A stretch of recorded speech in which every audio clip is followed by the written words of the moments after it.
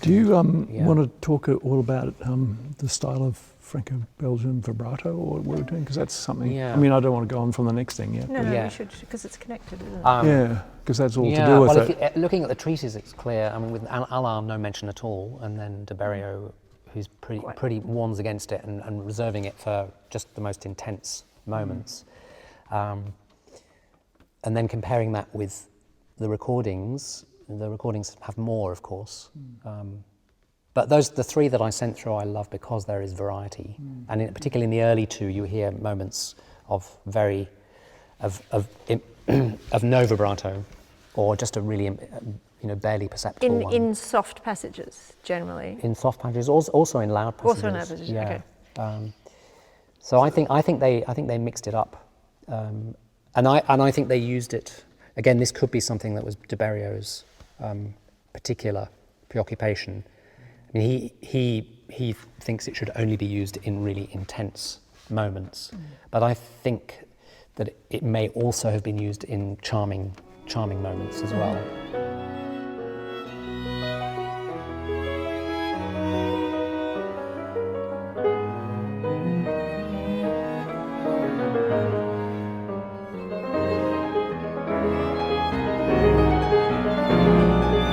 I thought it was interesting that the article you sent through from Will Crutchfield, it's an article he wrote a long time ago for the New York Times about the difference in the early recordings and the effect of vibrato. And I don't know, I'm sure you've already looked into that, but the idea that the vibrato doesn't come through on a lot of those early recordings, and that the violinists increased the level of vibrato because it sounds better on a recording to increase it, because then with that technology, that's how it got through at this register, specifically about the violin. That the violin range does not get picked up on those early recordings, so they all then amplified their vibrato to make it So it was a audible. response to the technology. It was a response to the technology. More than an expressive thing, perhaps.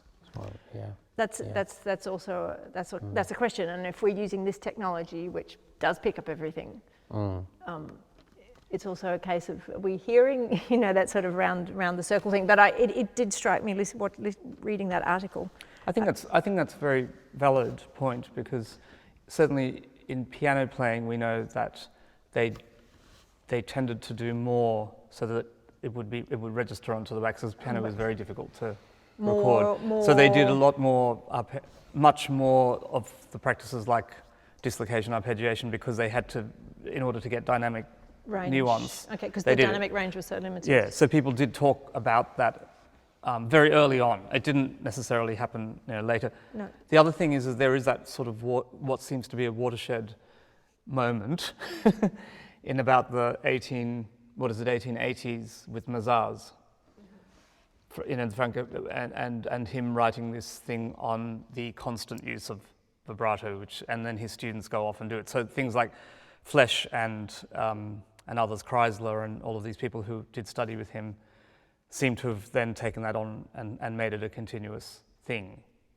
I mean, albeit not still modern. It's not still modern vibrato, but so we're talking about performance in the 1850s, and I would tend to think that it was more sparingly used than the recordings.